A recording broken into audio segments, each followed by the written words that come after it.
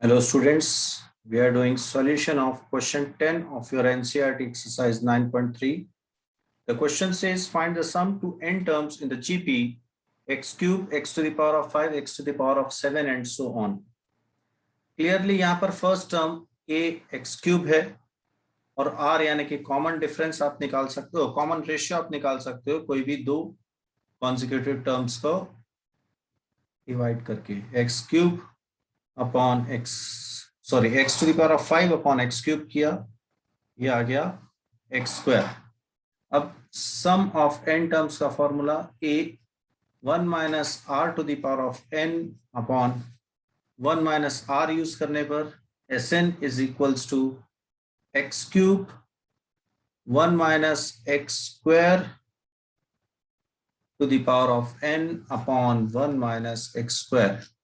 थोड़ा सा और सिंप्लीफाई करके लिखा जा सकता है इसे x cube 1 minus x to the power of 2n upon 1 minus x square. This is the answer. Hope the solution is clear to you. For more such videos, stay tuned, keep watching, keep learning. Thank you so much.